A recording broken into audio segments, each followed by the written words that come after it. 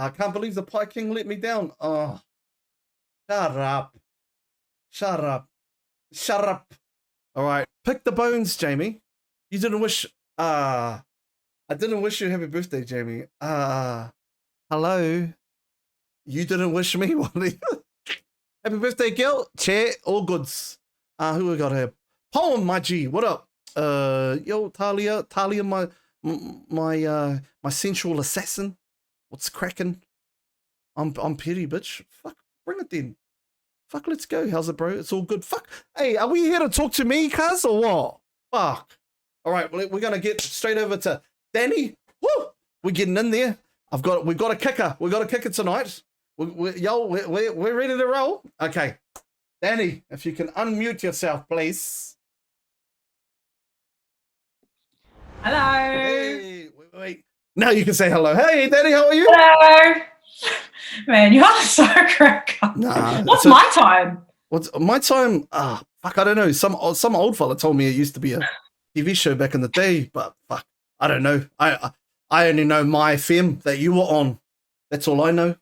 Yes, I was. What are you drinking? Oh, just it's Cody's. No. It's not. It's Coca-Cola. It's no sugar Coca-Cola because I'm on the ketos. Oh, are you? How's that going? I don't even know what it is. My missus just says you're on the ketos, and I'm like, okay, cool. I'm on the ketos now, apparently. Anyway, how you been, man? Hi, I'm good. I'm sweet. I probably have I'm really self-conscious that I've got chocolate all in my teeth. So if I do, sorry, I was just having a bit of a munch before. So I'll do this. Yeah, just give me a little. Nobody's watching. Shit. Yeah. Nah, I'm just good. Me and you. You know? Just me and you. No, I'm good. Yeah, I'm sweet. How are you? Anyway, I'm good, man. How's everybody? I got a question for you. What's the best cheesecake to have at the Papakura Cheesecake Factory? It's already started. I'm nervous for this one because I know that you are the king of digging dirt. But to answer that question, the best cheesecake or the best cake at the cheesecake shop? Huh? You tell me, because you know more than anybody. I do. Okay, this is what you do. give us the insight. How do we get the? Because we know that you've spent. How long were you at the Cheesecake Factory? So I worked at the Cheesecake Shop when I was about, I think I was about 16 years old when I was at school. So it was one of my first jobs. It was super fun. I didn't make the cheesecakes because I can't cook or bake at all. They didn't trust me doing that. So I just kind of served them and decorated them. But I worked there for probably 2 years. 2 years while I was at high school. Yeah, being one of the Cheesecake Shop girls. But this is what you do. So yeah, tell us. My go-to was the cookies and cream cheesecake. That's the jam. That is the jam. Cookies and cream cheesecake. Yeah, I've had that one time. Yep. Yeah.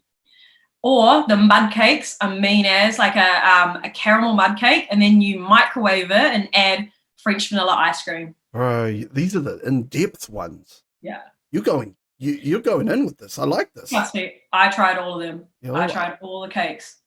Probably too much now that I don't really eat them anymore because when you eat too much of it and you're just you get kind of over it. You know what I mean?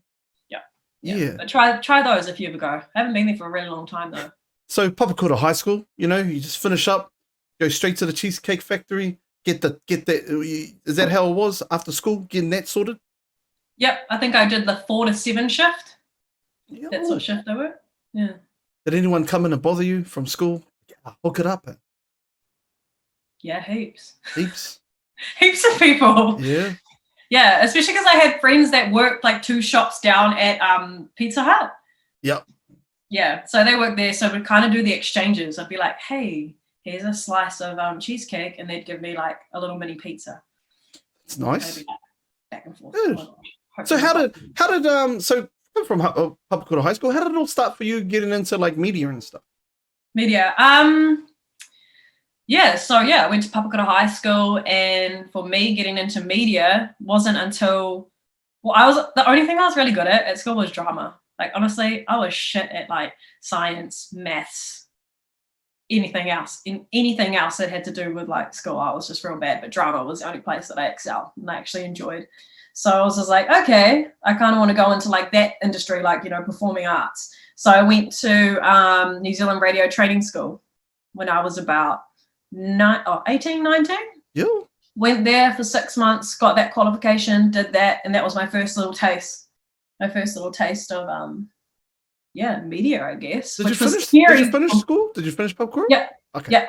Finished school, finished year 13. But for me it was scary because, like I'm from South, I'm from Papakura High, and I used to catch a train from Papakura into Auckland City. And like you'd probably know, like for me, Auckland City was like a whole different land. Oh yeah. Like I'd get in there and I'd be like, oh my God, this place is so big. Like I don't know where to go. I don't know what train stop to get off at. I'd never heard of Britomart before or anything like that. So man, I thought you were gonna go in on the Papakura train station. Because the old huffers down there, shit. What? What's wrong with that? There's hearty huffers. Straight from old. You know what I mean? I never saw them. I was just like straight in on the train, in and out. There's one in the chat right now, actually. Okay, I'm not going to say that person's name, but I know they went to Papakura High School, and I know we always talk around huffing the old vivids, feeling the vivids from Miss Kelsel. Oh, is it Miss Kelsel? Yeah, Miss Kelsel. Kelsel. She was the she was a music. Oh, not music teacher. She was a English teacher. Like I don't know if you remember her, man. She came from my school. She went from JC. She came over to Papakura, and she was like the fucking, like everyone was like, this lady's a bird, shoy. I don't remember that name. Nah. Yeah. I had all good teachers. My teachers weren't too bad. I actually had all good teachers. Miss Dunbar said you were a bit of a bitch. No, she didn't. Straight up, Miss Dunbar said, yo, that Dani, she was a bit of a bitch. Straight up. She's probably talking about my sister. I heard your sister was good at fucking like sports harder. Yeah, she was. Way better than you. Nah. Nah, she was. Wait, I was shit. I was real shit. She was like, my sister was like golden child, and I'd always try and like make the teams and stuff, but my sister would just always outdo me. She was just good at every sport, She was that sibling. And so I was kind of like the artsy one that did like drama and stuff, and Ash, my sister, was just the one that was just good at all the sports. And she had Miss Dunbar as a teacher, so Dunbar would know. Dunbar was Dunbar. How do you know Dunbar? This is not my interview. This is your interview, okay? Oh, no. I know Dunbar. Shit, everybody knows Dunbar. Shit. What's it supposed to mean? What about Mrs.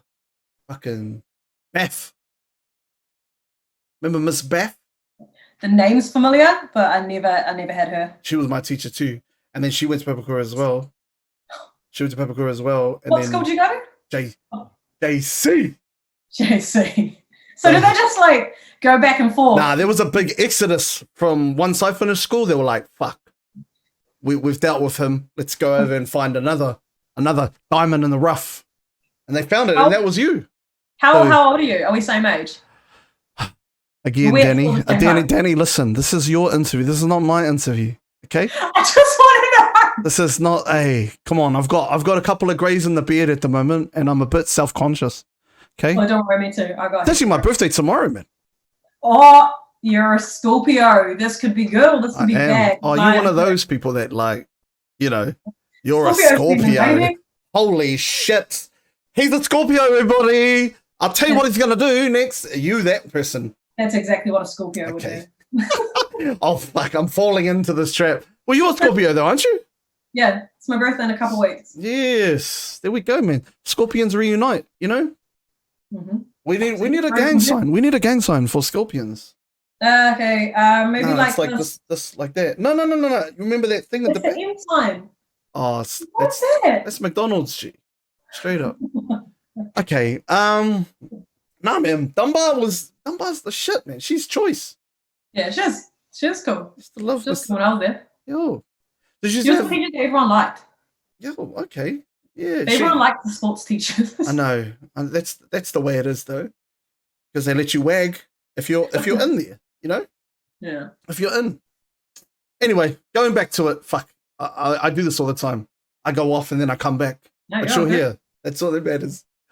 Bro, what was it like going to was there a lot of South Aucklanders out at in town when you were doing your studies? Yeah, I guess like this was a long time ago. I went to radio school like 10 years ago now. But I guess they were just so in my class, there was about 20 students. And I guess that they were just kind of, because I never went to then when I did media, it wasn't like a big university where there was like thousands of people or anything like that. It was just like a real small class. And there was only 20 of us. And I think by the time we graduated, there was only probably like 10 of us that graduated. I think there was a couple from out south and then just kind of sprawled all over Auckland. So, yeah. How did you know that that's what you wanted to do when you were in high school? To be honest, I didn't know that's exactly what I wanted to do, but I knew that I wanted to do something that, because I loved music. I loved people. I loved just having conversations and vibing. And I guess I was like a good people person and had like gift of the gab, I guess you could say. So I didn't even know that like a radio job existed. Like I didn't even know you could be like a radio announcer. Like I came from Papakura High and I was just so like naive. I was like, what? There's such thing as a radio announcer? I never kind of got guided in the right direction until I kind of did my own research.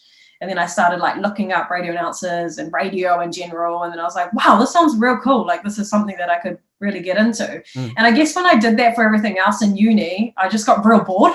Like I was like, nah, I don't want to go study like this. I don't want to go study that. So yeah, that's why I went to go and do radio school and I really loved it. I just really enjoyed it. And then so after you graduated from radio school, was it straight into, how did that happen? What was the process?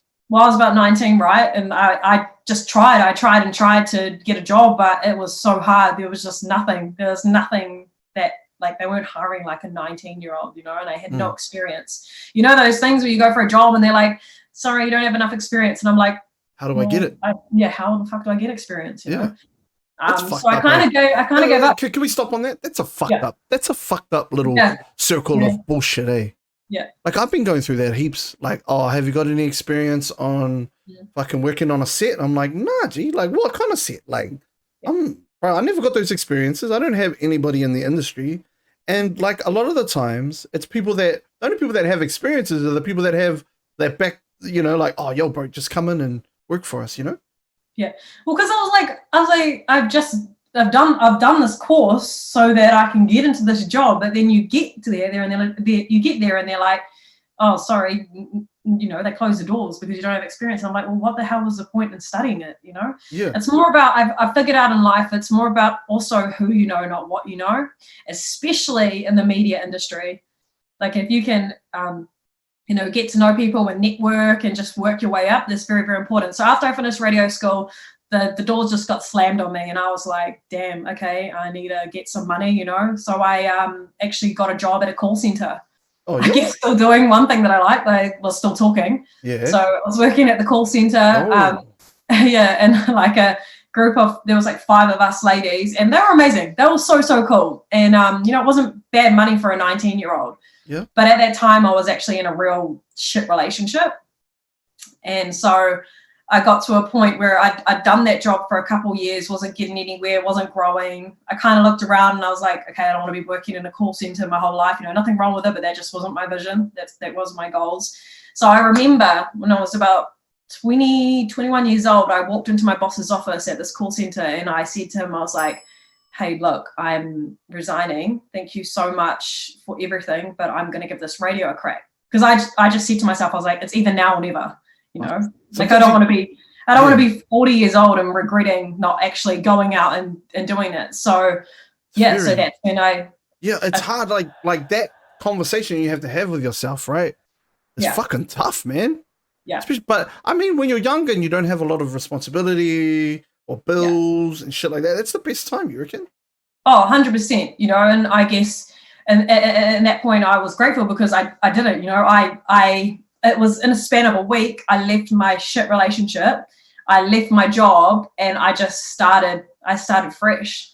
And I just said yes. My new thing was like, I'm going to say yes to absolutely everything. So you're probably going to hate this because you weren't a big fan of the Scorpio season, but I'm a big fan of manifesting also. Okay, I'm with it. Hold up. I'm not that guy. I'm not the one like, shut up, fuck you, don't know. I'm not that guy. Okay, I'm the. Okay, I'll put my crystals away then. We'll save that for later. rub some national oils just over here. No. I'm the guy Hold your that palm will. out. I'll read your palm. No. Yeah, I'm the guy that will like mock it, but then like still like believe in it later. Yeah, then you'll text me and be like, "Wait, what does our star sign say?" Yeah, I was like, "Hey, just want to know, am I gonna be expecting any bad news in the next like?" No. But like, for real, I'm open-minded. Yeah, that's a good way. That's a really great way to think about it. Open-minded, no matter what you believe in. Yeah. So yeah, I just had this new, like, I guess, look at life where I was just like, okay, Dani, look, you've left all that in the past. Let's just look forward and start manifesting what you actually want. And I started doing that, and crazy, I feel like I have a good manifesting ability. And it was hard, like it was bloody hard at first. And it just so happened that this is how crazy it is. This is how I got my first foot in the radio door. Listen to this. So one of my best friend's mum is a barber, and she was cutting a guy's hair, and they were just chatting. You know how like you chat, like you probably chat to a barber when you get your hair done, right? Yep. And you know, my best friend's mum was just like, you know, I've got this. My daughter's friend really wants to get into radio because she knew that he was in radio. Oh. And he was just like, send her details and let's get talking. That's literally how it started. This guy's name was Braden Priest, and he worked at the Breeze. I emailed him and was just like, hey, look, I've done radio school. I don't really have much experience, but I'm willing to just kind of do whatever. Like, I'll do anything. And he was like, cool, come in. So my very first promo was for like, oh God, what was the promo? It was like a home and living show at Green Lane or something. A whole bunch of like, you know, 60, 70-year-olds. I was just chatting to them, you know, but like that was the foot in the door. That was doing promos for the Breeze. So I said yes to everything. Slowly went from the Breeze, and then I went to More FM. And that's usually how you start in radio. You start on street team. So that's how I started on the street team. And I did that. And then I finally got to which was my target because I love hip hop and R&B. And it was like more of my demographic. So I went there and I did street team, probably for like 3-4 years, and I worked summers, I worked all the shifts no one wanted to work. I worked whether it was raining or sunny. I missed out on birthdays, I missed out on 21sts, but I knew that I wanted it, so I just went hard and said yes to everything. That's what like a lot of people kind of, I mean, like, how can I say it, like they don't want to sacrifice what's fun to be, you know, to actually put the money in, you know. Yeah, that's what it's all about. It is, and like it is hard work. And there were times where, you know, I was told no. So many times, and you just got to pick yourself up. And if you believe in yourself, I know it's easier to say than to do, but if you believe in yourself, you know, you just keep going.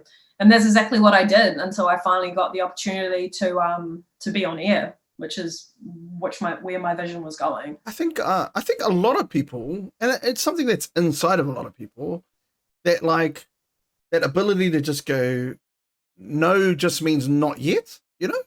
Yeah. And then you just have to kind of go, oh, well, I'm the kind of person, maybe it's because I'm a Scorpio, but I'm like this. And I'll tell you what, I'm like, you say no to me, I'm going to make myself undeniably, you're going to have to say yes. And then I'm just going to go, nah, fuck, I don't want to do it.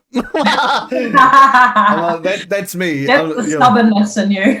That's the Scorpio, isn't it? I knew it was the Scorpio. That's the thing. That's this, you know, our little sign that we made? That's that. Out the back.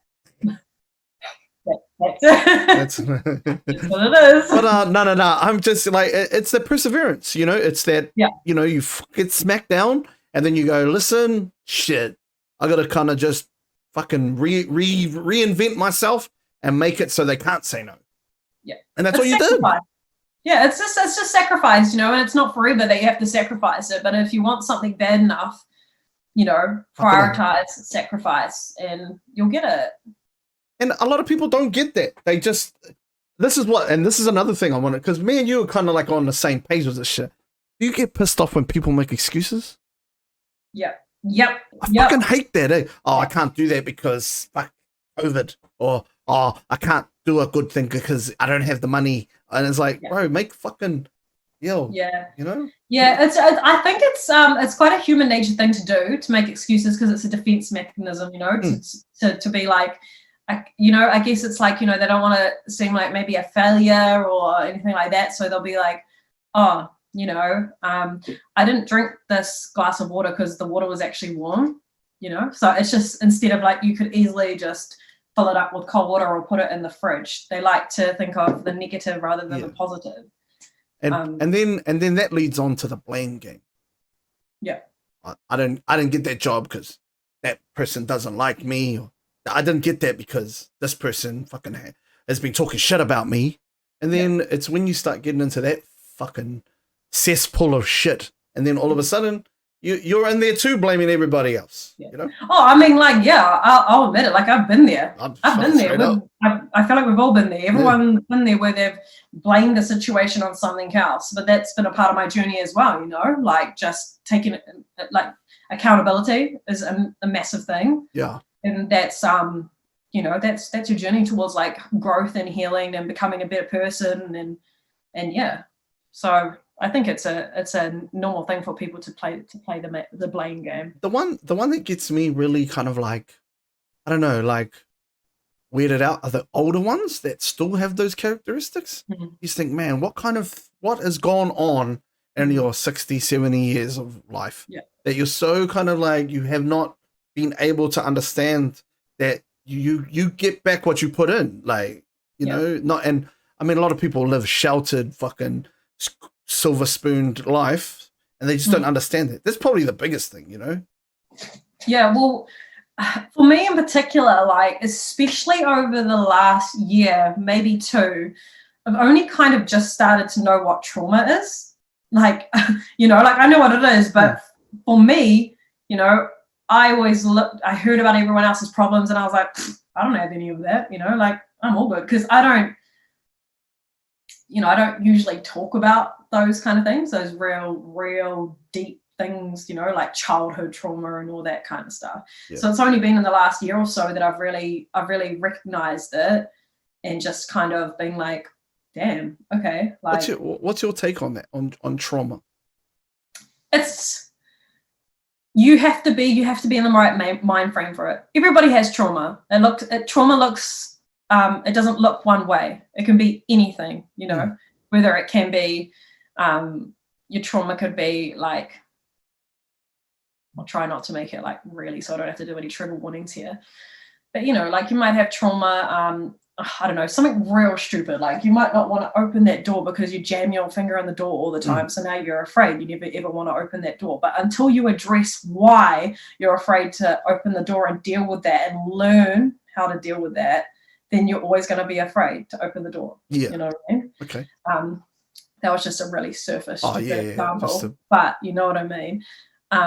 So there's a lot of things that, are deep inside us that I think that a lot of people are just like, nah, I'm good. You sweep it under the rug. Yep.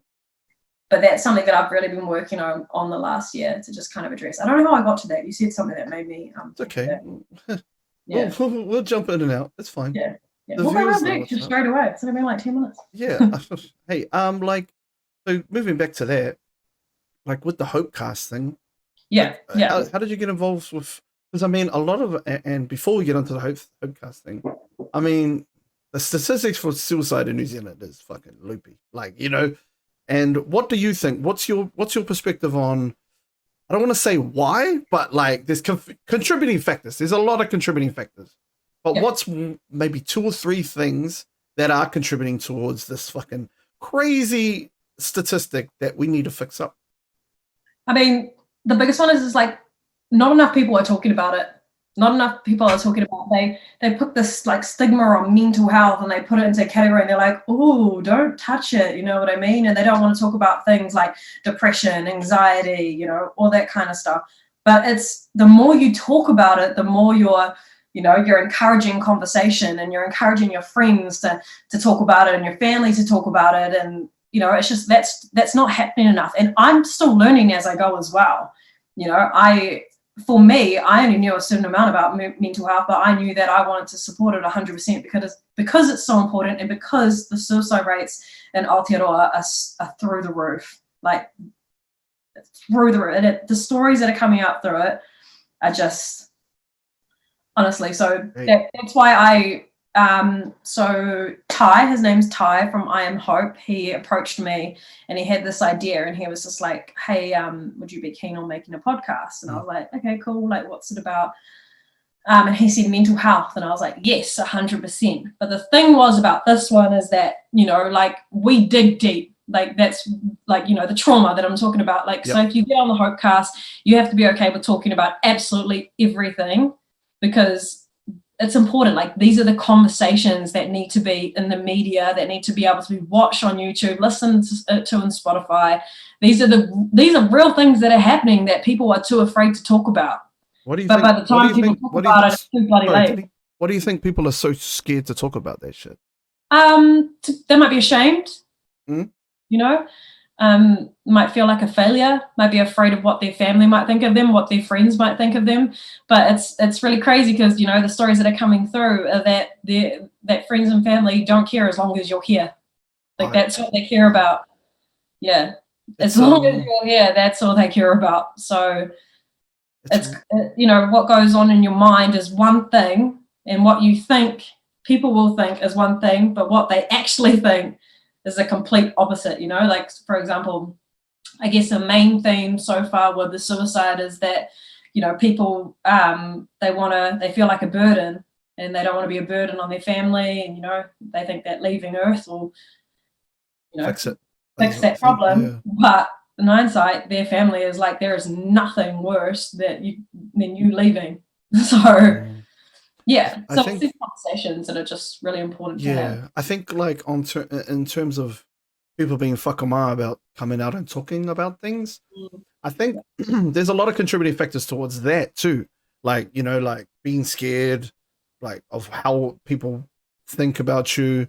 But I think it really comes down to judgment. Like a lot of people have this negative connotation that like he'll judge me, or my mum, I can't talk to my mum because she'll judge me and say I'm weak or that stuff. And then when you stem that all the way back, it goes centuries and centuries back.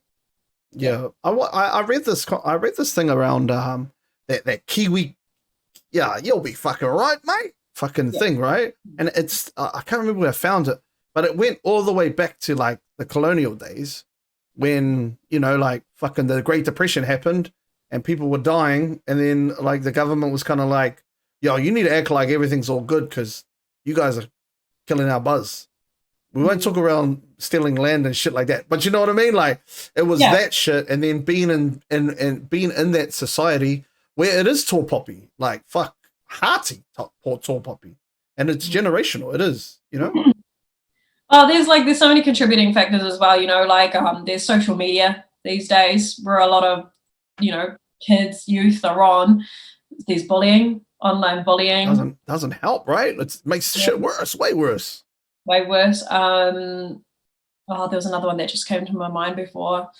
You know, like all the sayings that are thrown around, like, you know, take a concrete pill, you'll be right, harden up. You know, like I think also the podcast isn't just for people that are struggling with their mental health, but for people that are okay with their mental health and how they can approach the situation.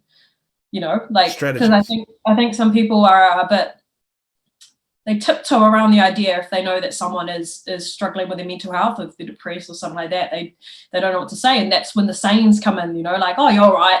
Yeah. You know, like, oh, my uncle's done that. You'll be sweet. You know, like that's just how they think. They relate to the situation, and that's what they think that they need to say.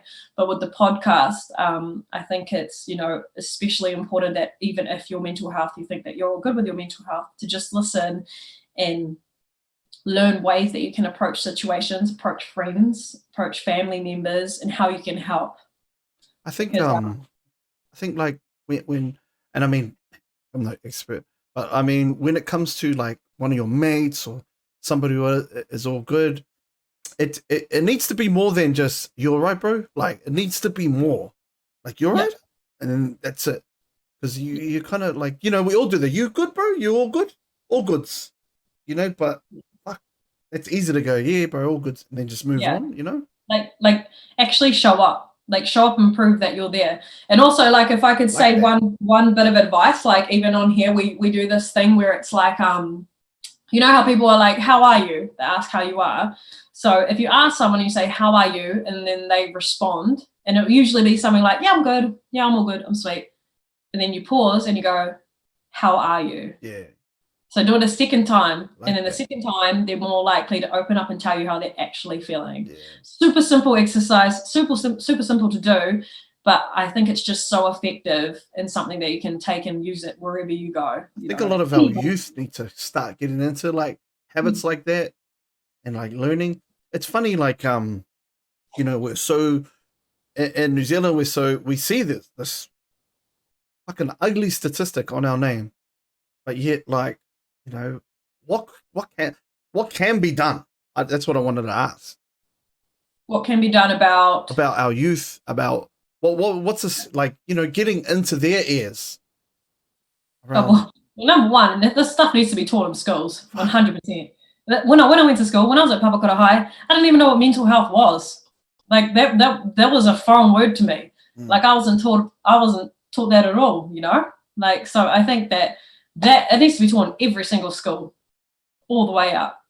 In the way of youth, like, I don't know, man, I'm not an expert, but I'm just hoping that this podcast can reach enough ears to help that, because we're going to focus it around the youth as well. We've had, I think the youngest we've had on it is 12 years old. He was 12 years old. And just the way he spoke about everything, I was just like, you know, it affects kids that young as well. 12. So we're still working on ways. I mean, the group from I Am Hope, like Kalia, Mike King, Ty, they're amazing. They're amazing. They've done this for a very, very, very long time. They're in schools. That's what they do. They go into schools, they do talks, they give advice, they spend time with the students, spreading the message, spreading the hope. And so I guess we're just doing that, but in a podcast form, because, you know, like, I guess that way you can just put the headphones in your ears no matter where you are, and you can just listen. You know, you don't have to feel ashamed. Like if you're at, you know, sometimes, you know, when kids are at school and they feel a bit like, you know, whakama, like they don't want to ask questions, or, you know, they might be a bit like, you know, wary about it. But the great thing about podcasts is, like, you know, you can do it in the comfort of your own home. No one even has to know if you're at that stage. So, and that's what I think is happening as well. Yeah. So the more that we talk about this and the more that we normalize the conversations, my hope is that kids will start to talk more, reach out more, understand how normal it is and how much it affects so many people. Because the trend that I'm finding as well is that when people are going through things, they think that they're the only person in the world that are going through it. But the more we do the interviews, the more it's just, you know, like everyone has got their story and everyone has got their own struggles. And I think it's, I mean, man, you have health, like when you go to health class, yo, they're too busy. I mean, they're talking about like STDs and fucking, and that's important. Don't get me wrong. Like you need to know about that shit, but like they never talk around. Sorry, you know? Come on, this is my podcast at the moment. Okay. Sorry, Scorpios. No, but like now I forgot it, Dani. That's your fault. Okay, you fucked me up. No. I was talking about health class. Okay, and we were talking about all these things, like we're talking around STDs and reproductive systems and all that stuff. But bro, we never, like, I cannot remember being taught mental health, and I think like that needs to be its own fucking thing, because you got to be able to stabilize this before anything else happens. Yeah, exactly. I mean, I don't know about you, but I've never put a condom on a banana ever again. So they could probably take that out of it. If you want to start going there, Dani, we want to talk well, about that shit. The stuff they taught, I was just like, would have been so much more beneficial if I knew how to like deal with trauma or triggers, or, you know. Oh, man, don't get us started about the condoms on the bananas at Papakura High School. Okay. Why? What's wrong with that? No, it wasn't actually bananas. It was a wooden penis. That's what they did. Is that what it was? Yeah. What a sad tahina. Why would you call him a... Why'd you call Hina Farrow a fucking wooden banana? What the fuck? Shit. What? I didn't say that. Anyway, moving on. How is it weird? What about Hina? What about Hina? That's my guy. That's my G. You know everyone that I know. Are we like I don't related? know about everybody. I know most of them. No. Nah, I don't. I'm all shit, man. I'm I all should've- shit. Like, don't. I'm all shit. I don't know anyone. Yes, you do. No, I don't, man. I'm I should have known. South Scorpios. Auckland's too small. If you say you're from South Auckland, there's already like so many connections. Oh shit! Shout outs to Hina, by the Nothing way. else. That's my dude. That's my dude. Nothing. All day. He's Aussie at the moment. Yeah, I don't know. I don't know. What Is did you is do? he an actual person? Moving on. So like casting though, it must be pretty cool. Like going from radio, going in and then finding that there's this era that you can podcast and you could do what you've trained to do and sort it out, man. Like when's the first time you're like, yo, I'll get on a podcast? Because when did you start your? What was it? Hopecast wasn't your first one, right? It was the Diaries of a Dyke. Yeah, Diaries of a Dyke. So I always knew that when I left radio, I was just like, oh, I still, I want to have.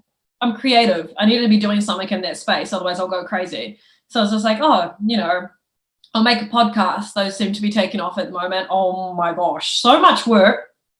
They seem so simple. Hats off to you. But so my partner gave me all the equipment for a Christmas present, the podcast equipment. And I was just like, oh, damn, okay, like I got the equipment, I better make this happen.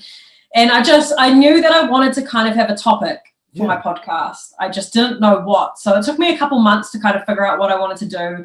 And then one day I just had an epiphany and I was just like, why don't I talk about something that I, like talking about and I want to talk about and I want to be a voice for. So that's why I chose, to talk about the rainbow community. Because I felt like there wasn't really much that was going on in that community. Not a lot of people were talking about it, like especially me growing up, I didn't know anything about that either. Just as much as people were talking about mental health, no one was talking about LGBT community. Like I didn't even know what that was. So that's where I created Diaries of a Dyke. When did you start it? Is it just this year you started it? Yeah. So this year, I'd recorded 2 episodes and then lockdown happened. And I was like, damn, okay, there goes that. But I was just Why? like, oh, we talked about excuses. No, but wait, I didn't finish my story yet. Okay, keep going. But I was like, oh, you know what? All good. I'm going to keep going and I'll just do it through Zoom. So look at us. Going. I persevered and I did the whole season through Zoom. There we go, y'all. There's no excuses here, baby. So kept going and I got through a whole season, 10 episodes, and it was amazing. Like I had a range of like friends, guests, people that I really looked up to. And yeah, like we covered all kinds of topics, like everything ranging from my friend who grew up in a church and knew she was gay. I had my 2 friends who have just had a baby, my 2 friends that are lesbians and they've just had a baby. A lot of people are curious about how that happens. Nix, I don't know if you know Nix. Yeah, we know Nix. You know Nix, like what's her last name? Nix Adams? Yeah. She's on, man. Cooking with Nix, yeah, she's on. Yeah, so she's on it. She is crack up. She's so crack up. I got her on it. But there was just a whole lot of topics that were covered, and like you were saying, going from radio where there's always somebody kind of in your ear and kind of up here being like, you can say this, you can't say that. And then I had this platform, and I remember the first time I said like fuck, and I was like wait, I can say fuck because this is my podcast. Good, yo, you're the CEO. Yeah, it was just little things like that, and it was super cool just to have my own platform where I could have a space where I could say what I wanted. The guests could come on and say what they wanted, and I was in control of that. So I had lots of fun with it. So I did season 1, and I'm currently working on season 2 and how we're going to go about that. Yeah. So so how many episodes have you got in season 1? There's 10. Oh, that's cool. That's a good amount. Yeah.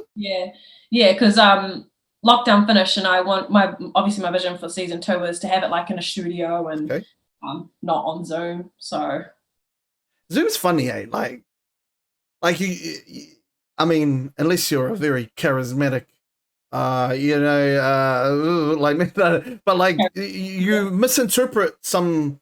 Yeah, when you're face to face with someone, you can kind of like vibe off it and joke and yeah. But when it's over Zoom, you have to kind of make it up with like energy and suss it out like that, and you can't like interrupt each other. You know what I mean? Yeah, 100%. And like body language, I guess, because I use body language a lot. Like I'm actually using my hands and legs and stuff for all this, but I don't know how much you can see. We can see your hands.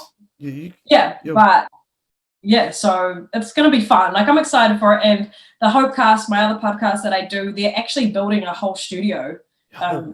So I'm just going to use that and go and just put like a different signage in the background and stuff. Look at you, eh? Out here, killing it. Yeah, well, they're going to open it up so that a lot of people can use it as well. So if anyone's thinking of podcasting, the space should open up very soon. Because that was the whole idea, you know, to open it up for youth as well. That's another way to kind of, you know, help if they want to express themselves, they can come in and use the podcast stuff. And yeah, I think like there's a revolution, man. There's a lot of podcasts going on at the moment. Yeah, but it's about being consistent, eh? That's the whole thing. Yeah, it is. You see a lot of people like, I'm going to start a podcast, and then like 3 episodes in, you never hear from them again. It's a lot about following through, and I get it because, you know, like it comes down to that excuses thing, and it's a lot of hard work, but you have to be passionate about, if you're thinking about starting a podcast, you have to be passionate about the topic and just, I guess, be good at planning. It takes a lot of planning because you're, you know, like it's that thing, like, you know, if you want to work for yourself, that's cool, but you work for yourself, so you're the boss. You have to hold yourself accountable. Yeah, I think that's probably, with me, that's probably my biggest thing. Like, I got to pay bills, yo. I mean, I could do this every day for the rest of my life, but it's not going to pay my bills. And I have to kind of like be, you know, I got to be on, like I've got, you know, you got to teeter on that. You're working really hard and you're ignoring your family. Like there's this line you got to find where it's tough and it is rough. Like, you know, but fuck, I mean, if you have a dream and you're like, shit, that's what I want to do, you got to try and figure a way. You got to figure a way out, eh? Yeah, man. Like you can do anything. You can do anything you want to do. You know, like you don't have to. You know, if your vision is, you know, doing this every day, you know, you can make it happen. It is a possibility. You know, you can get sponsors on board. Geez, if I had enough money, I'll sponsor you. Oh, thanks. You know, if the way it takes off, if Diaries of a Dyke takes off, I'll come. You'll be the first one I'll come for. Oh, thank you. That means a lot. I can't say the same though. I can't. If I get on, I'll be greedy with that shit. You know, I'll be like, hey, have you got any experience? Nah. Like, nah, fucking not really, eh? Have you got any experience? Have you? No. Oh, shit. Create your own destiny, yeah, really, at the end of the day. It's funny, like, everybody in the chat's like, fuck, you're sad out them. And you know what? I am. So, suck it. You know? Right. I can take it. Who cares?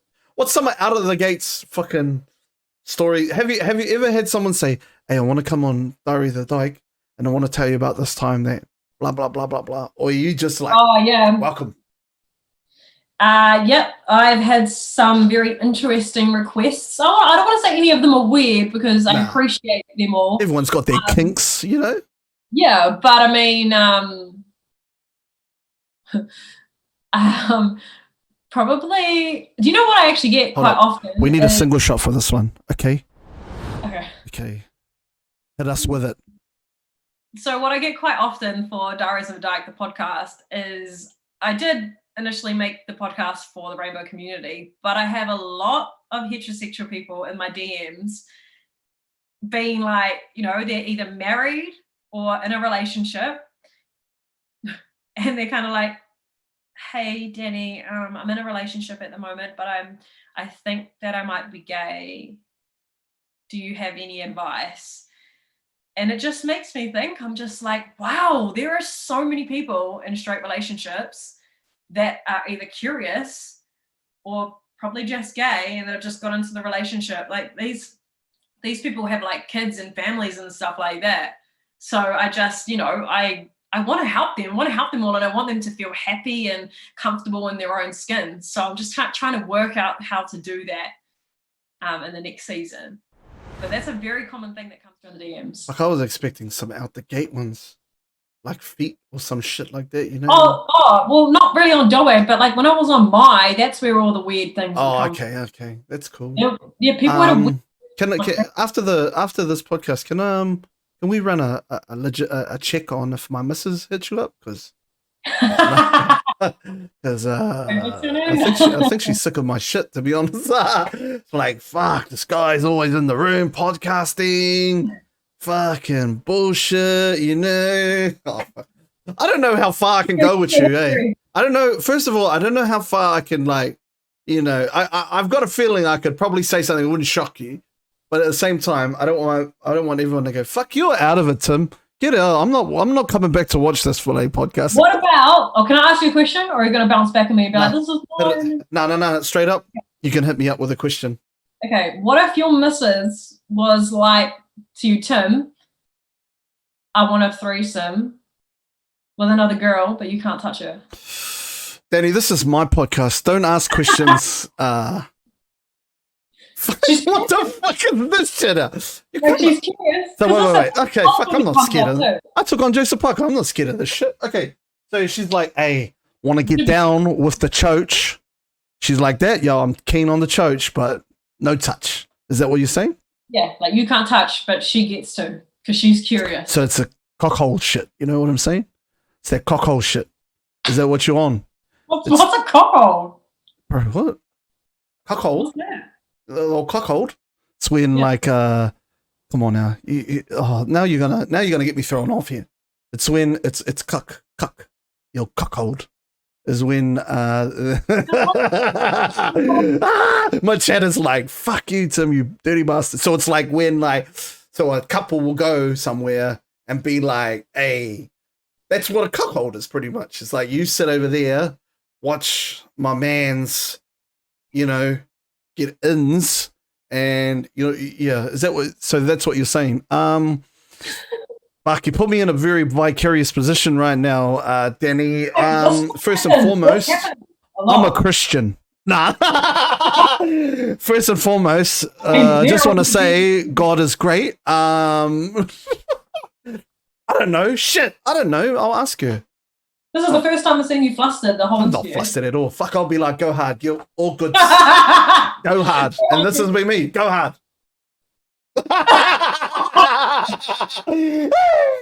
Go harder. Stop. And then you'll be like, under. Get out. Under there. Under this. No. Just like this. Like this. It's this one. Fuck up, Tim. You're a dirty bastard, Tim. You're fucking dirty. Okay, that's enough. Okay, that's enough of this vicarious position. I said vicarious. Anyway, jeez, we're going there. So, you know, like there was another one. There was another one that a lady that came in and she was like, yo, this is on your ones. Is this TOS? It might be TOS. Do you know what TOS stands for? No. Terms of service. Okay. Someone might report me and get me sent, but you know what? This is worth the content, so I'll do it.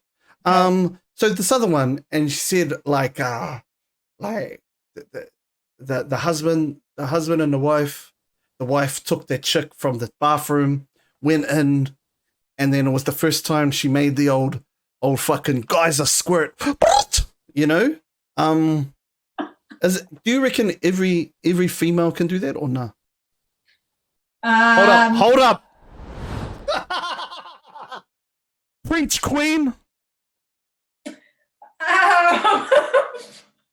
I can't speak on behalf of every single woman in the world, but I'm going to say no, because every woman is built differently.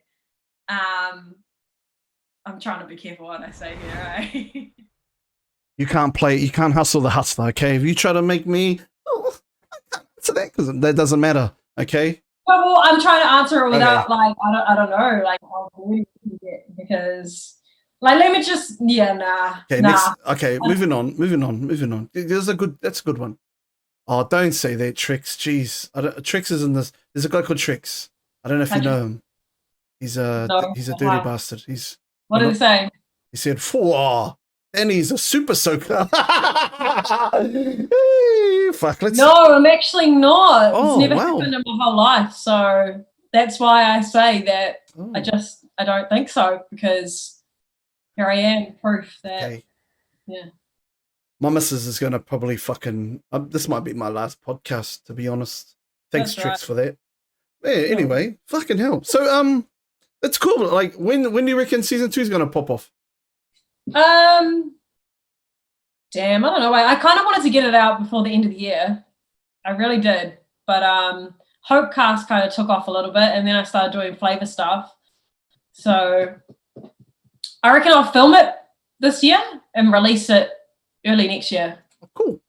Yeah. Did you film? Because I've only seen the I've only heard the audio ones. Did you film the other ones? Yeah, well, it was on Zoom. Yeah. So the first 2 I did film. It's on YouTube. And then the rest of them were through Zoom, and I put that on YouTube as well because people like to see. They do. They like to see shit. I know. That's why I was doing this before. I was just like, I'd be like, yeah. Yeah, because I was like, I did the Spotify and the iTunes, and I was like, yeah, cool. And then people were like, where's the video of it? And I was like, damn, okay, got to really edit a video up.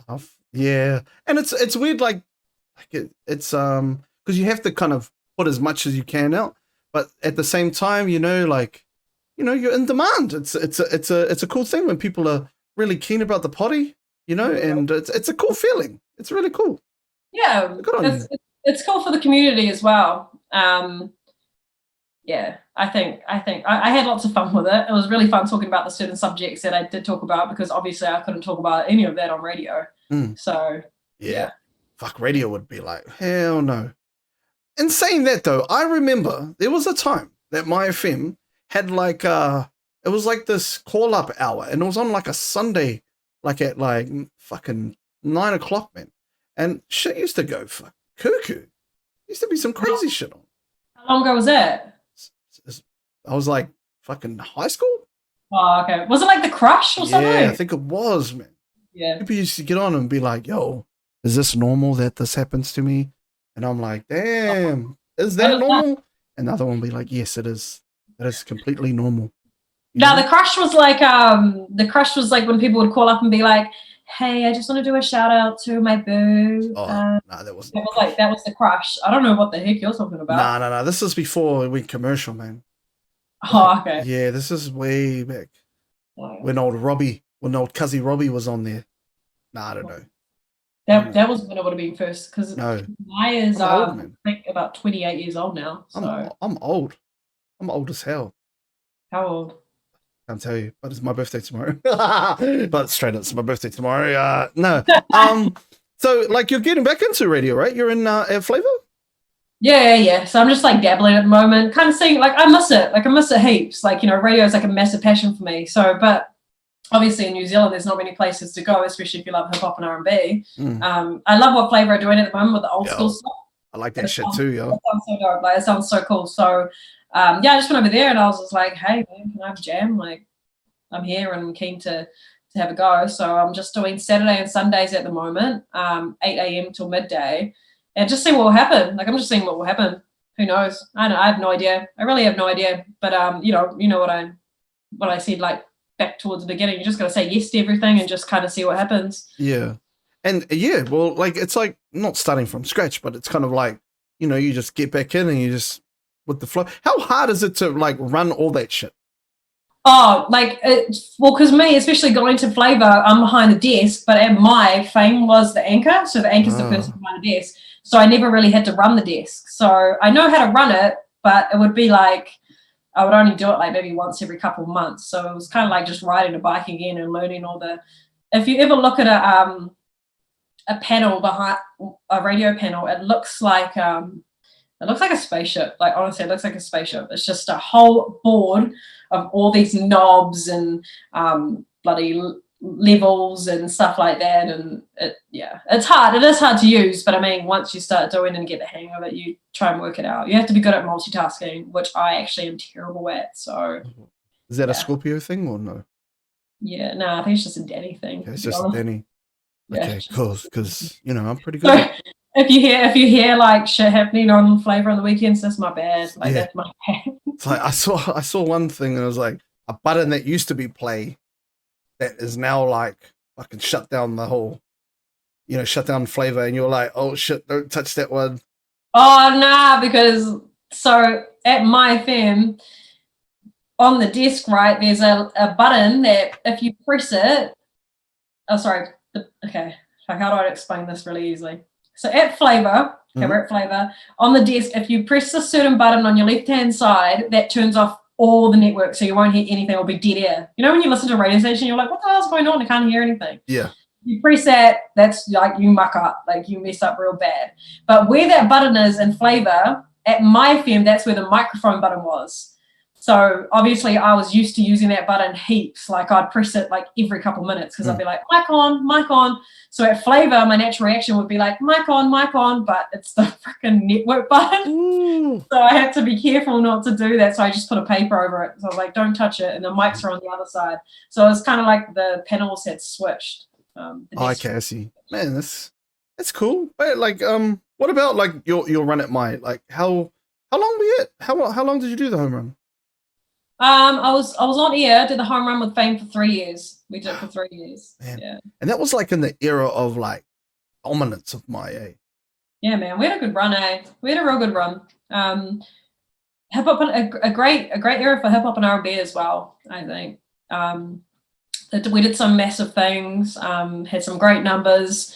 The show that I did was the #1 drive show in Auckland, which was amazing. Flex on them. Pardon me? Flex, man. Yeah, That's a flex right there. Oh, you know, like for me, numbers is just numbers. Like I'm always just striving to do bigger and better. Like I don't, for me personally, I'm never satisfied. Like I'm always hungry. So I look at that, and as long as everybody else was happy, like you know the upper guys, then that's cool. But always It was move all around forward. the experience and Always just keep hungry for it. Yeah. yo. So like because it was cool because you took over from Haley. Okay, yeah, Haley, right? Yeah. Yeah. Yeah. So it's Haley and Fame. Yep, and then it was me and Fame. Yeah, because I think like I remember like I used to that was the time when I was going to uni, so I was like always listening on the way home and stuff. It was pretty dope. And Fame's a funny dude, man. Oh yeah, he's alright. Tell us a story. Let's go. I know you got a story for us.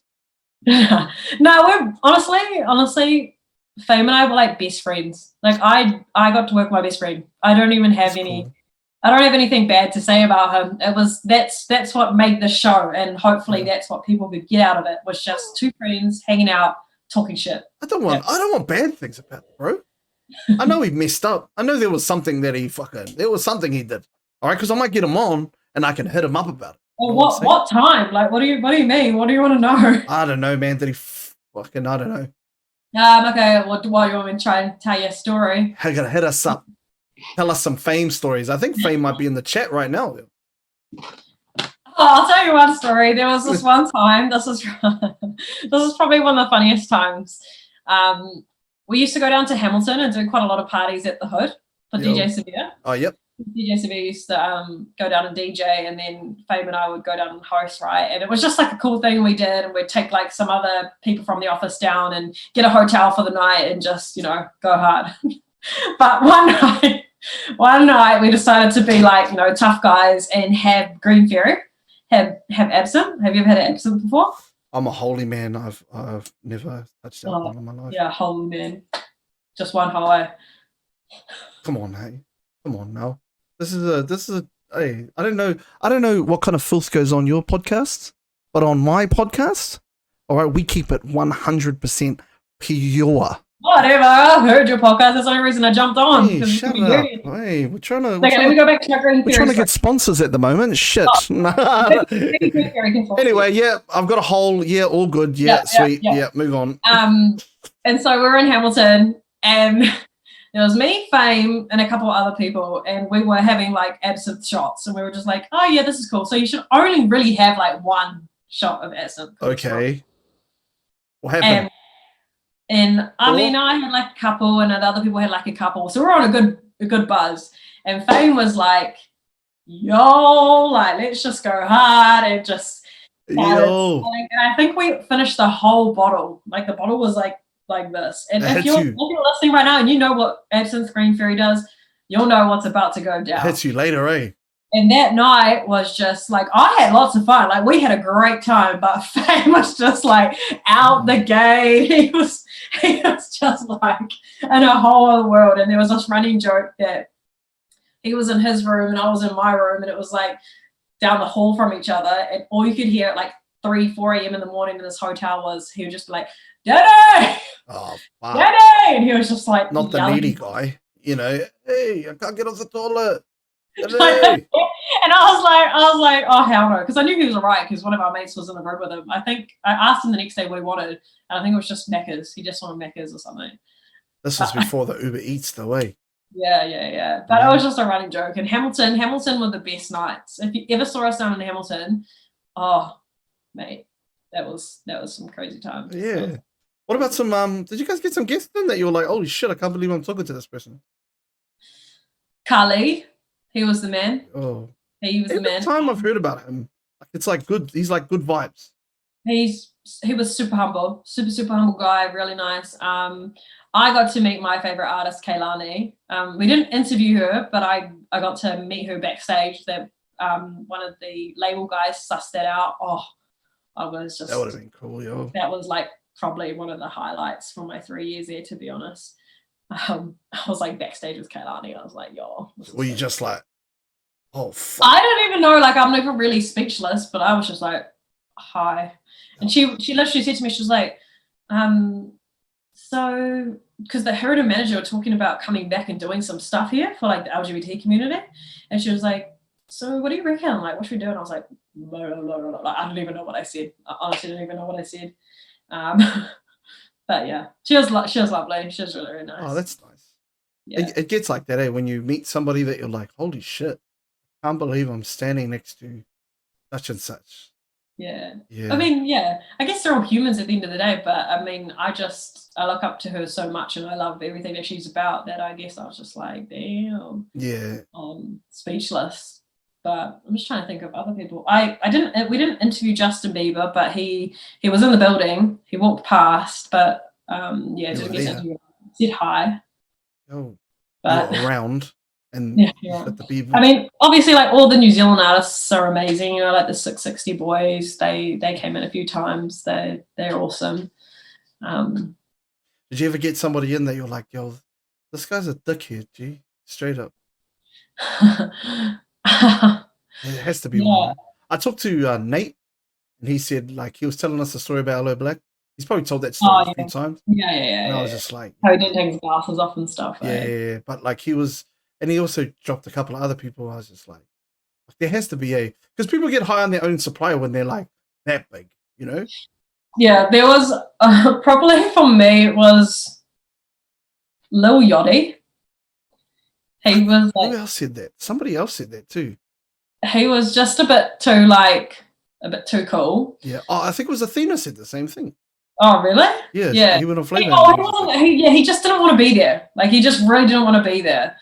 And in my eyes, I'm just like, for us, like, I get it, bro. We're a small little blip in the world, like this little fucking country you've probably never heard of. But to so many people, like they look up to you. Like I didn't say this, but this is what I was thinking. You know, like you're talking to thousands and thousands of people right now. They're watching, they're listening. Just don't be a dick. And he just literally was just like, hi, you know, and then he just didn't want to be there. So yeah, that was a bit just shit. fucking It wasn't very often that we didn't have people. Oh, that's good. Because man, it's even like sometimes when I ask people to come on the podcast, you know, I've had some real dickheads that like say nah. Really? Like I've had some real dickheads. I can't say hey. Why? You're not going to get them on ever again. Never burn bridges is what I've learnt.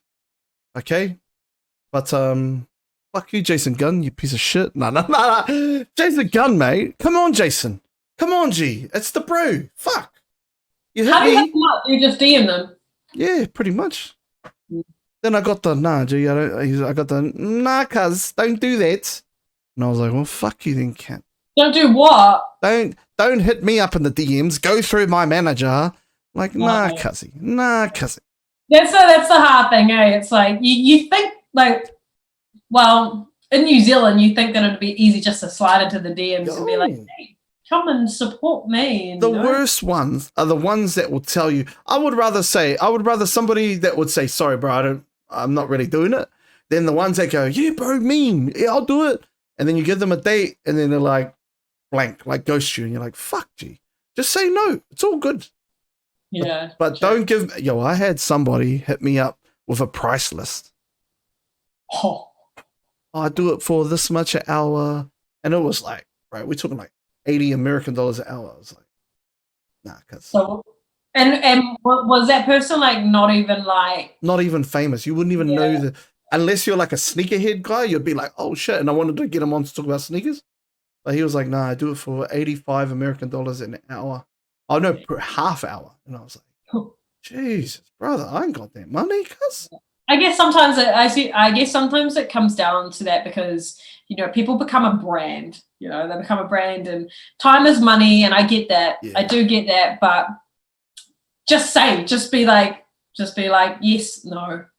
Like you can see that you're a dude that's just trying to do good things, spread the message, have a laugh. Like you're a Kiwi dude this is what I liked about you. I was like, this dude's a Kiwi dude from South Auckland who's out here with a damn green screen. His set looks mean. He lives in Manurewa, and that's how he's doing it. Check this transition out, by the way. Oh, exactly. Fucking oh, bro! I need to make you a transition for your podcast, yo. Oh yeah. Oh, I don't know how to do any of that stuff. So. No, I'll sort it out for you. You can imagine what the Diary of the Dyke one would look like. Okay. Are you sending me a price list? No, it was free for you. Okay, just on creative terms. Now here, I'm gonna pitch it to you. Okay, screen goes pink. All right, pink. And just, and then it's the birthing canal.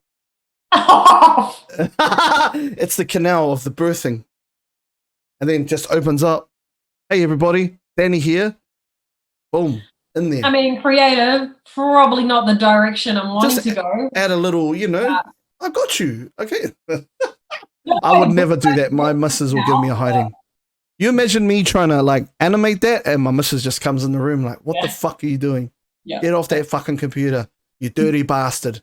Yeah. Animating these bloody, the choach on here? Shit. What's the most creative word for vagina you've ever heard in your life? Oh God! Why are you gonna do this to me now? Oh shit! Let's go. Choach is my go-to, yo, at the moment. Yeah, I've never heard that one. Choach? I've never heard that. I've actually, you know what? I do you know what cunnilingus is? Yeah, I know what that is. I didn't know that. I did not know what that was until about a year ago. All right, I'm gonna ask the chat. Chat, put some in there. Let's read them out. I've got beef curtains. I've got unga. No, I don't. Oh, yuck. Beef curtains. Yuck. Oh. You disgusting unga. You dirty bastard. I've got, where's old, I've got meat wallets. Ew. Why are we going to go with the meat thing? Isn't that like a dude thing? I got a hairy lasso. Oh, shit, we can go all night with this shit. He didn't. Okay. But no, what are some other ones that you know of? Me? Yeah. Honestly, like I don't think I've heard anything really, really weird. I'm quite boring. I mean, you've got like coochie mama. Yo, man. The funniest one the absolute funniest one that I've ever heard, and my mates say that all the time. We talk about that kind of shit, is the word monkey. Bro, she's got a mean monkey. I was like, fucking, bro. I was like, God damn, I don't know about this one, but. Oh, what about like X-worm? I've heard of that.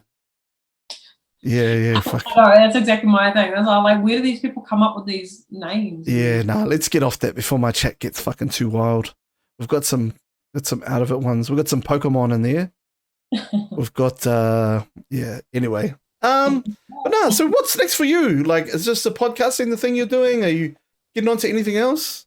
Yeah, so I mean, I'm doing the Hopecast at the moment. That's like a kind of continuous thing. We film every couple of weeks, every 3 weeks at the moment, just to build the episodes up, as you would know. It's planning Diaries of a Dyke season 2. Want to start filming that soon. Doing flavour weekends. Who knows what will come out of that? Like, I don't know if it may be a full-time thing. Like, I don't know. Who knows? I don't know. Maybe at Flavour, maybe somewhere else. I don't know, man. I'm just doing my thing. Like, I'm just doing my thing. spending some time with family. I'm in between Auckland and the Mount because my partner lives in the Mount. Beautiful place to be. Man, I bet. Shit. But no mahi for me down here. There's not really any media stuff down here. So I kind of travel back and forth. So I'm all over the place. Yo. Like I literally pretty much like live out of my car. All my clothes and everything are in my car. But I've always been like that. I've always kind of just, like I've been in like 10 different places at once. And I don't mind. I'm 28. I can do that, Yes. I'm 29 soon. Jeez. Ooh, yeah, man. Scorpios. All day. That's us. Gonna be the new thing. All right, let's get to some of these viewer questions, eh? Okay, so first question comes from let's go for this. Oh, here we go from Rewa. We always start off with Rewa. Is the Earth flat, my G? Oh man, not the conspiracy theories. I know. I think that one was for Boomer. We had Boomer on from. Would it? I don't believe the. Nah, he doesn't either. Here's another one. This one is from Talia. Talia says it's a pretty big one. She goes, "I love your podcast. I grew up with a pansexual mother and sister.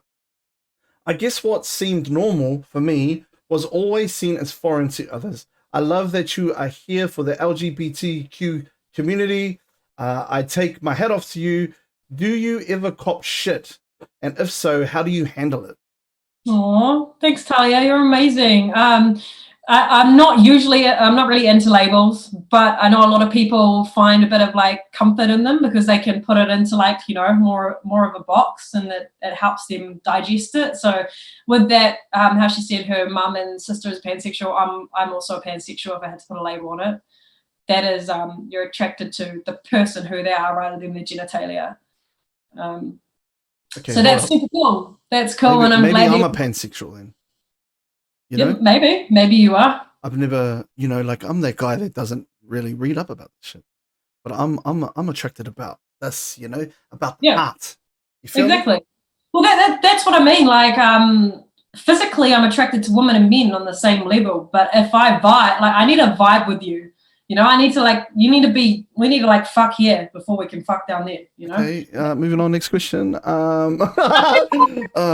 Oh shit. My missus is on the fucking chat at the moment. Jeez. You're gonna get me fucking. How's it going? Next one. Well, I'm gonna answer your question. No. I was only joking. She was not here in the chat. Sorry. You want to answer that question? Sweet. Go. Talia's question. Sorry, Talia. Yeah, she did a really one. Sorry, Talia. Okay. My bad. Yes, I do cop shit. I know that we're in 2020, but there are still people that are, not for it. And that's there. Like I'm not here to be like to someone, you need to believe in this and you need to support that, like I'm just on my own mission and there's so much work to be done. That's why I do the podcast. But I think that slowly we're moving in the right direction. When I cop shit, to be honest, it's usually from younger people that don't know enough about it. They only see what they see in the movies. They only hear what they hear in certain things. I think, one time I was out with my ex-girlfriend, and we were holding hands, and it was this group of boys, and they must have been like 13 years old, and they were like, "Oh, you guys are gay, like, just stupid shit like that." Yeah. They're just immature. They don't know yet. They don't know how to handle the situation. They don't even probably know what being gay is. And how I handle it is, like I'm just me. I'm just like, yeah, here we are, and just keep walking so that you don't make a big deal about it. Because if you react and you make a deal about it, then that must be hard to not react, Oh, it is because I'm Cook Islander and I've got an island temper. Hard. I would, bro. If we switch that to race, someone was like, you're black, you're Asian, you're da da da da. Bro, you get hiding like on the site. No, think about it. But these Yeah, and I mean, like, you get things like, I used to get texts all the time on the radio, people being like, "What? You like girls? What a waste!" Like that's quite a common one. What a waste. What? Yeah, I know. I guarantee you, there are these fucking idiots that are listening that have got like wanked for like 3 days straight, fucking popping out powder. and then all of a sudden, gee, what a waste. Fuck you. Like, sorry, I I know mean, you don't get that anymore. it's different things, you know, like I don't know, religious reasons or beliefs that you've inherited from a different generation. Like that's just what life is, and everybody's always going to be different. It's just it is what it is, and I've just worked on being secure with myself, and if I can do that, and I know who I am, and I know who I love, then that's all that should matter at the end of the day. And it's taken a long time, and it's still going to take. I'm still working on it every single day, but I find myself getting stronger and stronger with it. So yeah, I mean, like, if you took the angle of being an educator around that, which you have obviously, but you know, as opposed to just like staying in your own little bubble and doing your own shit, but you're more like educating the masses.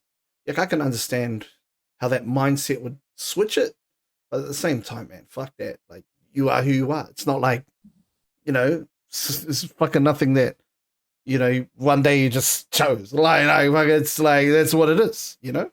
oh no, that's what they think though. Yeah, But you know, like for me, like this whole thing is it's bigger than myself. It's the whole. I grew up, you know, not having any kind of like guidance on sexuality or anything like that. You know, like I dated boys, or I only started like kissing girls when I was like, you know, I was kiss girls, but you know how like girls kiss girls when they're in high school. Whatever. no, I don't. Can you? No, no. I'm again, holy man. Okay, again, well, I did. pure. I did. But That's me. When I was don't like, know anything. You know, pure. This is a pure podcast. Okay, anybody? No. man, I must have got on a really different podcast from what I've. No. But straight up, like, yeah. Well, sorry. Before I interrupted you to try and be a funny guy, when was like, yo, when was that? Were you like out of high school when you were like still in high school? Because like I was always just, for me, I didn't know any gay people, so I didn't know what even being gay was. Like I was like, oh, like I think chicks are hot, and like I was just kind of like, man, what are these feelings that I'm feeling? Because I had boyfriends and I like loved them, you know, and there was nothing wrong there, but I just had this feeling where I was just like, you know, like I'd see two girls kissing on TV or something, and I'm like, why did that turn me on so much, you know? Yeah. Like stuff like that. That's why media representation of like, you know, I mean, LGBT is so important. What's your take on it? Like the representation of it today in 2020 on like, I mean, American and that kind of, and movies and shit, like all goods. What about like New Zealand made stuff? Is there much representation? New Zealand, there could be way more. Yeah. On the radio, I felt like I was one of the only ones that was kind of pushing that. Like I made sure that I was talking about my relationships because people were getting something out of it. They were like, thank you so much for being a voice. And like, you know, I'd get on there and be like, on this platform, be like, oh yeah, me and my girlfriend, you know, and people just like, oh my God, you're talking about your girlfriend so normally, you know? And in my mind, I'm like, God, oh, like, damn, people, this is crazy that this is such a big thing. I know that Anika Moa is on the hits, who also is obviously very loud and proud and gay. So she's talking about it. Mike Peru as well. There are people that are there, but it's cool that they're doing their movements and stuff, but I want to do my part because I think I didn't have anything like that growing up. And if one person, my whole thing was if one person can listen to the podcast and take something out of it, and not feel alone like how I did, then that's all that matters. Because I thought there was something so wrong with me when I was growing up. I was like, oh my God, nobody else feels like this in the world. There's no one. Wow. Because I didn't know any gay people.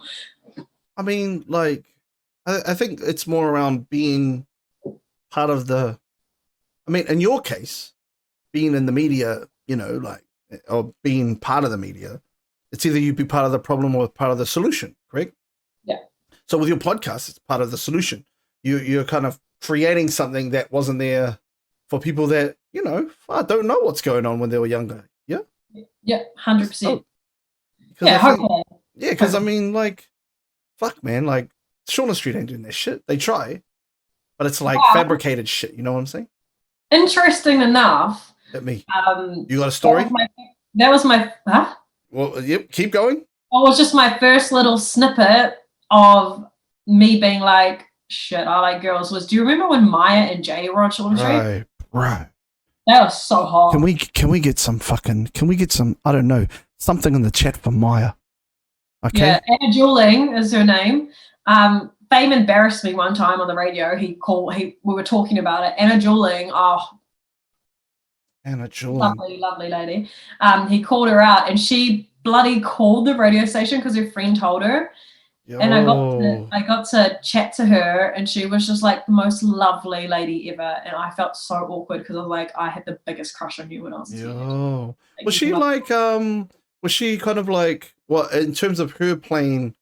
I mean, is she actually gay or no? Nah, I've seen on thing, but like with her playing that, like that would have been like I don't know because at that time there was nothing on. Yeah, right? there was nothing. And then I found a program. Oh, here we go. I found a program called the L Word. Have you ever heard of that? Yeah, I've seen the L Word. I heard about it at the church bulletin board. They told us not to watch. Look at you. You're like, is this guy fucking straight up? Shit, no. But yeah, I know the L Word. Yeah. Yeah, so I discovered that like randomly. I think it was on like Prime and played it like 10 o'clock on a like Thursday night or something, and I used to stay up and watch it, and I was like, oh, that was my first little like, because they had like full-on sex scenes on that. Yeah. I don't know. I never watched it, but well, I did, trust me. And I was just like, my whole chat is like, fuck up, Tim. You watched that, you liar. you fucking videotaped that. You bloody bullshit. It was legit like porn on television. Oh. Like I was so surprised. It was legit.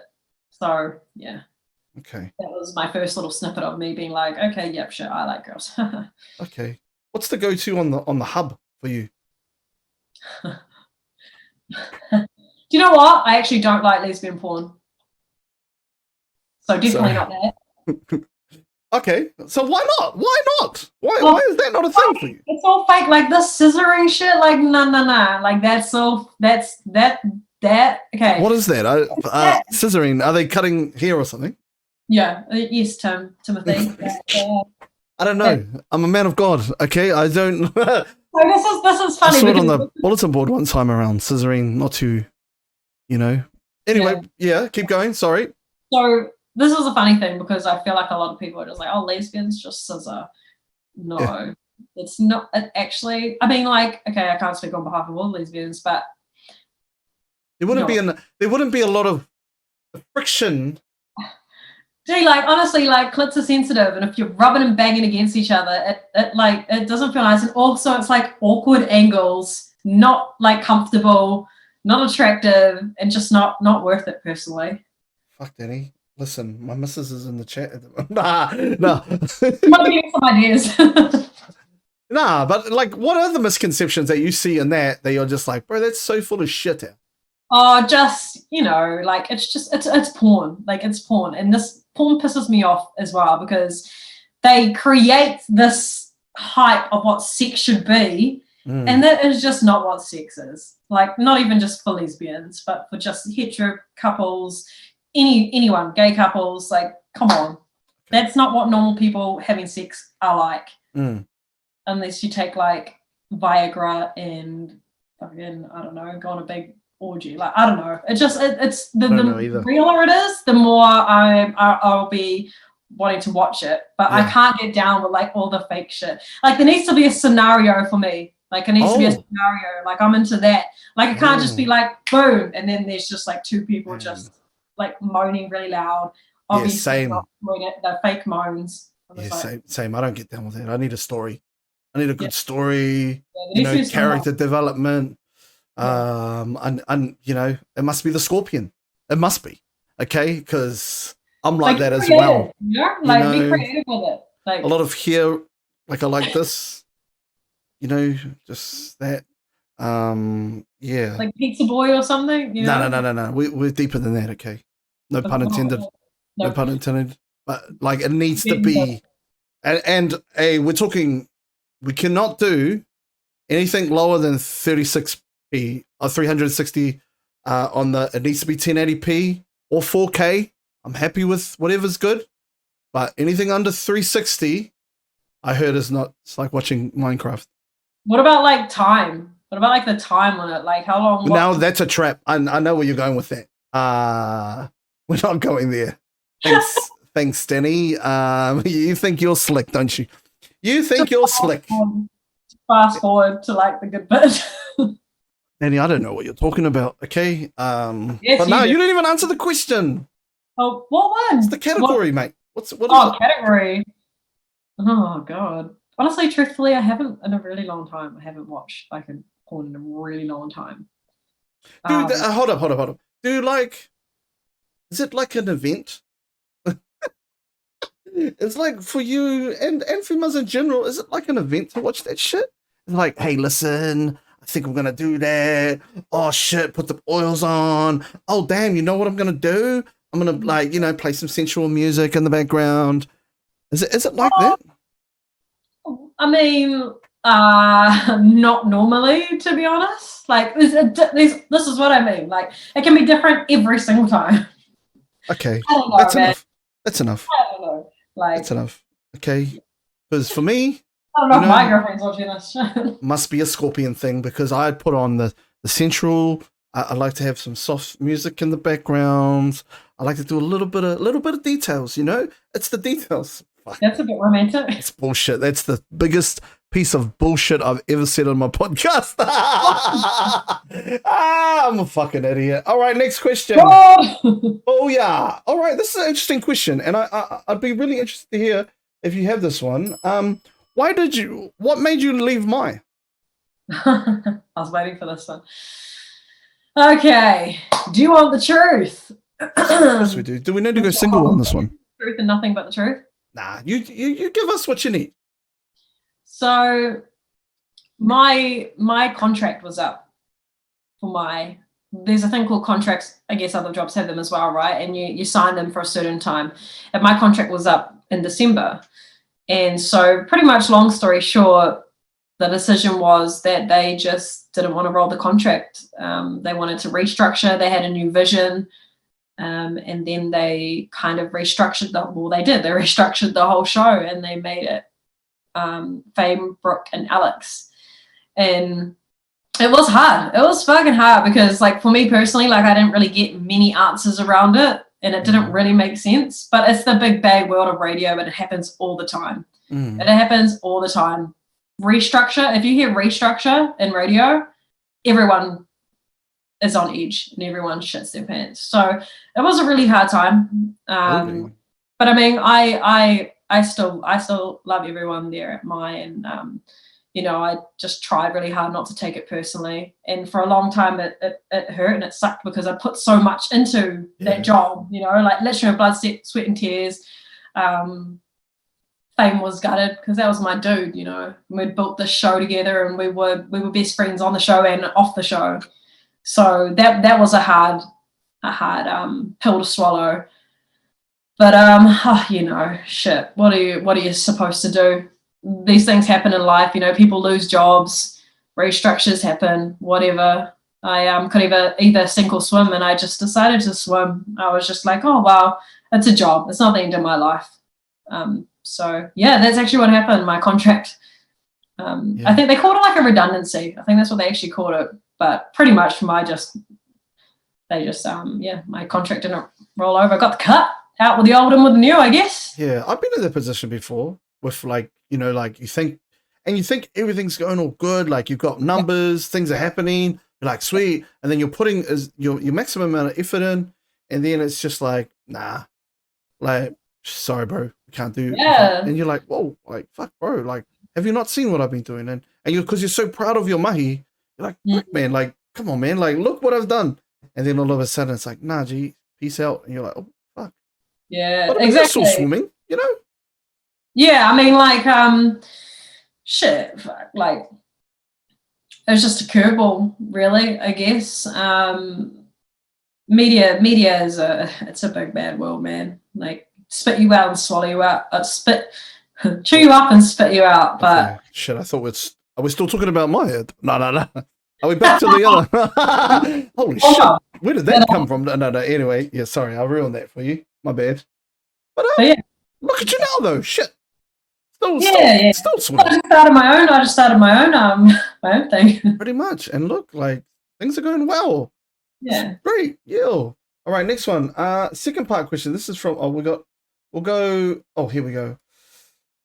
Would you rather, need to sneeze but are unable to sneeze, or have an itch that you are unable to scratch? What would you do?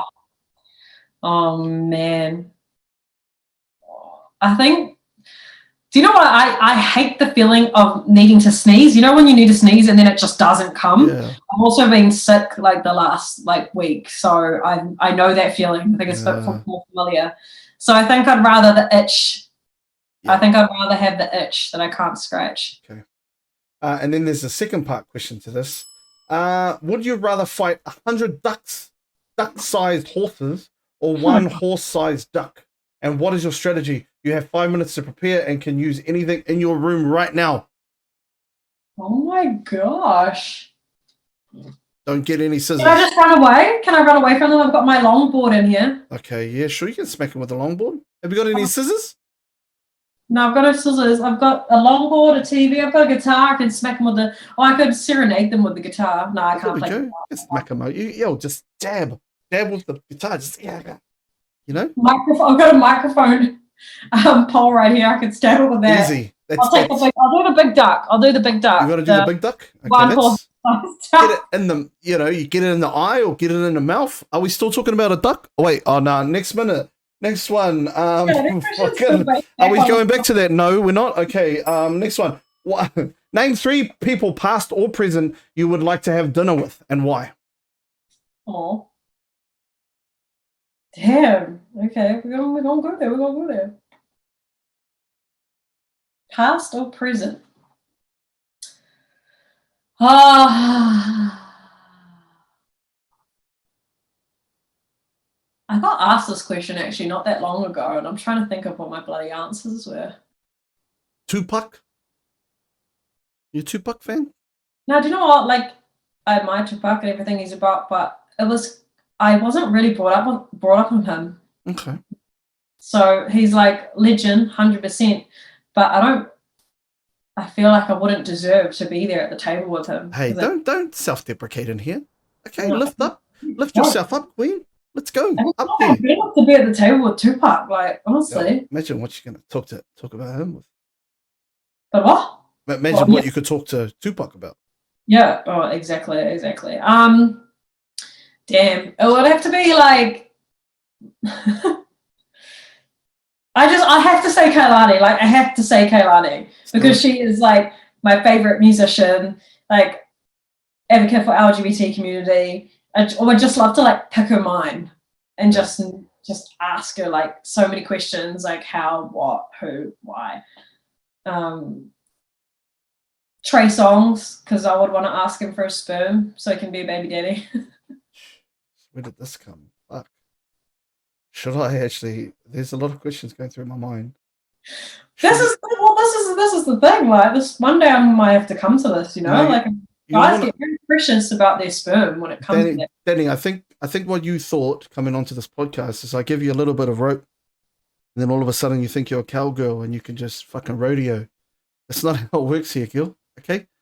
Are you sure? Calm down is what I'm telling you. This is like my anyone any sperm. Oh, fuck, I'm talking about sperm, fucking scissoring, all this shit. Get some will be out. I guarantee you, after I finish this, I'm gonna go out and all my clothes will be on the lawn, and it's your fault, Dani. Okay? Shit. Well, tell her I say sorry. Okay, Kehlani, or Sperm Doctor or Trey Songz. How does that conversation go though? Like, hey Trey, what's up? Wondering if I could have just a little bit of sperm, just a tiny bit. This is still something that I think about probably every day. One day it's going to have to come to it, and I just, it's quite expensive for sperm.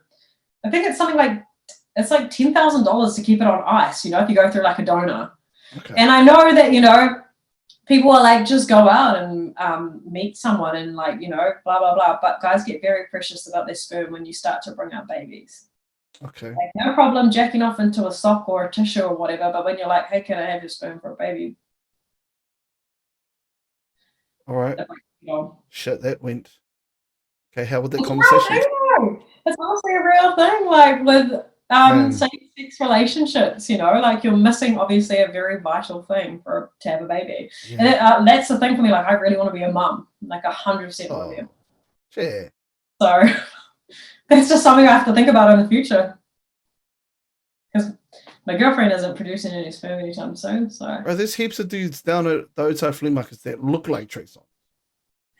Hey, look, honestly, like I'm not even gonna judge. Like up your way, go to A-Ways, go to Club Raro, go to Guadas, and then shout outs to Guadas. Yeah. Guadas, mate. Good times at Guadas. Anyway, fuck. And who's your third person? Oh shit. Can I say my girlfriend, or is that sure? Why not? Say my girlfriend, because she's my biggest hype chick, and I think if she was there, I'd want her there so that we could talk to Trey about the sperm, and then also like, you know, we can just get ideas of Kaylani, or you know, I think should be. Yeah. Wow. She's just powerful. Honestly, like I know it sounds cheesy, but she's the shit. Shout outs to Nelson Mandela or Muhammad Ali or Barack Obama or anyone like that. Nah, fuck them. We're getting Trey Songz in here. We're gonna ask him about some of them swimmers. I think it was his new album that he dropped. I can't remember what it was called, and I was like, oh yeah. Oh wow! I only listen to Christian music, so I wouldn't know. Martini, Mahuda, Mojito. Sorry, you're putting me off. And or tequila, which one? Oh, you know what? Let's just go tequila shot. This quick, hard and fast tequila shot. Okay. Are we still talking about? Are we still? Yes. Okay. I'm just checking. I've got on the text right now. Oh shit! I just got a message from my missus. Fuck, bro. Nah. Text line. Did you have a crush on me in high school days? From Dennis Tafferty wants to ask that question. Dennis. Yo, Dennis, who the hell didn't have a crush on you? Fuck that guy. Okay, fuck Dennis Tafferty. I just want to put that out there. He's actually really cool as well. Nah, fuck him. You know what? If he had any sperm going, I can hit him up. I can hit him up if you can. Nah, Dennis was a man. He was really, really good at basketball. He's tall, 6'9". You know, can rebound. You know, if you want, let's put it out there. Okay, I'll clip this and send it to him. No, you're gonna make it awkward now. Nah, I'm not doing it. I'll do the voiceover for you. Hey, Dennis. No, hey, Dennis. I'm gonna just mute you. You can talk, okay? Hey, Dennis, how's it going? Listen, we really need some sperm at the moment. If you're available, just you just put it into a tube and we'll be good. All right, thanks. We want some tall babies. Nice, by the way. Sorry, next. I'm problematic on this shit. Here's a good question. What advice would you give to teenage Dani? Nothing. Keep doing what you're doing. Yeah. You'll learn. You'll live and learn as you go. Don't change a thing. Invest in Bitcoin. A good ride. That's what you should say. Invest in Bitcoin. We'll be rich. We'll be sweet. Okay. Nah. I wouldn't change anything, everything. Like, honestly, I know that's a boring fucking answer, but if I think back now, I wouldn't have listened anyway. Yeah, that's a good one. Hey, last one. Thoughts on OnlyFans? Wait, honestly, straight up, I don't understand what OnlyFans is. I really don't. Okay, do you want me? I read on the bulletin board at church that it's the site that young ladies go on, and it's like a Netflix almost for explicit, filthy behavior, and you pay the money every month, and then you get to see it with your own eyes, and you also get to comment. And if you pay an extra $5, you can actually get like more content for the OnlyFans. Sometimes though, people fish you. This is what someone told me. They fish you and they say, "Hey, yo, I've got like OnlyFans, and then you get on and it's just pictures of feet. Yeah, well, that's what I mean, because I know someone that does it and just does feet. That's why I was like, what is this? But I mean, you know what? It's bills. If you are going to go to the effort to make content and put it out like that, then and make money off it, good for you. Hard. For you. Honestly, you do you, boo. Do what you want to do. As long as everybody's safe, no one's getting hurt. Because we all know here, well, Tim, I know that you know, making content is hard work. It's a lot of work. So if you're going to go to that effort, then at least get paid for it. No. Anyway, Dani, that's us, man. We're finished. Oh, that was easy. That was easy, man. Did you ever think like when we started this, were you like, let's just talk for 2 hours about some shit? You mean 2 hours? Yeah. Holy heck, it's 9 o'clock. Damn. I know. We didn't even touch on half the stuff I thought we were going to touch on. Oh, hey, but hey, that's how it is. It's talking. It's building that. We got to get you back on again, man. Oh, okay, well, I'll try and make sure I get to some That's stuff. if I'm still living in this house, thanks to you. Hey, I just want to give a massive shout out. I'll hang around after and we'll have a little korero and I'll let you know all my secrets. So you're like, how the fuck did you know that? I'll let you in on something. You'll go, holy shit. But thank you so much for your time. When's the Hopecast? How can people find the Hopecast? Yeah, so you can go on Instagram, Hopecast. It's at Hopecast_. All the episodes are up there in the link. Or you can follow me on Instagram. My IG handle is Dani.Fennessy. And all the stuff that I do, like my Diaries of a Dyke, Hopecast, it's all up there as well. So you can jam it up there and see what I'm up to. But no, thanks, Tim. Thanks for you. That was like the most genuine, chill conversation that I've had in a very long time. So thanks. Well, Dani, I'm the best. Okay, I just want to put that out there. Well, we're gonna get you on, man. Actually, here's something I want to put out to you. Okay, and I've already asked you to come on. Yeah. I want to do a whole season with just female guests. Oh, well, I'm all for that. And I'll tell you why. Because every female I've asked to come on, except for you, you were the one that was like, let's fucking do it. Every single female I've hit it up has been like, nah, I'm not going to eat on camera. I'm not eating pies on camera. Oh my God, why? What the heck? I'll be like, yo, let's go. I think it's the close-up. It's the close-up of the... I don't care about that. I know. I had to be a little bit aware of... I think I was sending out, mixed messages because I ate a sausage roll on episode 2 and people screenshotted when the sausage roll went in the mouth and it was not funny. Oh, maybe that's why they're scared. Yeah, but like, hey, now I have to eat everything on the side.